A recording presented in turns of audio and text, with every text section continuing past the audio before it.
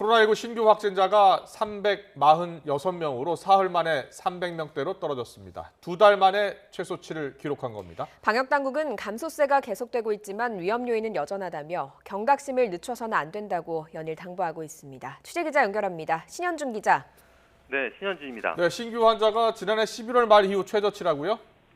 네, 오늘 0시 기준 신규 확진자는 346명입니다. 사흘 만에 300명대로 떨어지면서 감소세를 유지하고 있는데요. 특히 346명은 3차 대유행 초기인 지난해 11월 23일 271명 이후 2달 만에 최저입니다. 감염 경로를 보면 국내 발생이 314명, 해외 유입은 32명입니다. 국내 발생을 지역별로 보면 수도권이 많은데요.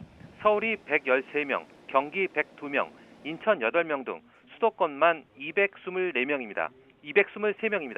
이 가운데 55명은 수도권 임시선별검사소에서 양성 판정을 받았습니다.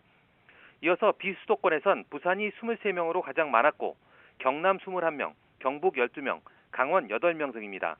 세종과 전북을 뺀 전국 15개 시도에서 환자가 나왔습니다. 해외 유입 32명 가운데 9명은 검역 단계에서 확인됐습니다. 코로나19로 숨진 사람은 12명 늘어 누적 1,328명이 됐습니다. 위중증 환자는 18명 줄어서 299명입니다. 네, 방역당국은 방역 조치 완화에 대해서는 신중한 입장을 보였다고요.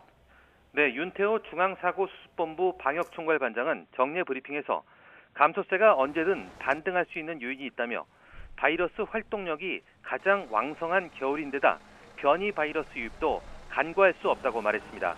또 확진자 수가 3,400명대를 유지하고 있지만 여전히 2차 유행 시기와 비슷한 규모인 만큼 안심할 수 있는 상황이 아니라며 방역 조치 완화는 비교적 신중하게 접근할 필요가 있다고 강조했습니다. 앞서 정부는 현재의 사회적 거리두기 체계를 개편하기 위한 논의에 착수했다고 밝혔는데요. 윤 반장은 3차 유행의 특성을 면밀하게 분석하고 방역 전문가뿐 아니라 여러 이해 당사자와 국민의 의견도 충분히 수렴해야 한다며 이런 부분에 대한 더 많은 논의가 필요할 것 같다고 설명했습니다. 또 개편 방향에 대해서는 환자 수가 오히려 증가하는 결과를 초래해서는 안 된다며 방역 효과를 유지할 수 있는 실효적인 방안과 사회적 수용성을 유지할 수 있는 방안을 논의하기 위해 더 많은 시간이 필요할 것으로 생각한다고 답했습니다. 우리나라도 다음 달부터 코로나19 백신 접종을 시작하는데요. 유통업체가 선정됐다고요?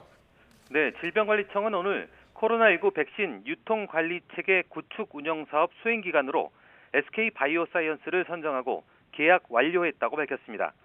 SK바이오사이언스가 처음으로 유통하게 될 백신은 초저온 콜드체인이 필요한 화이자 제품이 될 것으로 보입니다. 이어서 아스트라제네카와 얀생 등의 백신도 유통을 담당하게 됩니다. SK바이오사이언스는 백신별로 맞춤형 콜드체인 시스템을 구축해 백신 운송 도중 실시간으로 온도 유지 여부와 배송 경로 등을 모니터링할 예정입니다. 질병청은 초저온 보관이 필요한 화이자 백신을 위한 초저온 냉동고 설치 사업도 본격화한다고 전했는데요.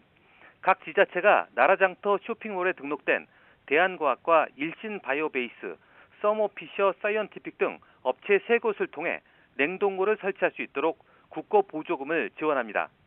정은경 질병관리청장은 백신의 철저한 유통관리체계 구축은 안전한 접종을 위한 가장 중요한 핵심 업무이므로 접종 시행 전까지 시심하고 차질 없이 준비해 나갈 것이라고 말했습니다. 지금까지 사회부에서 YTN 신현주입니다.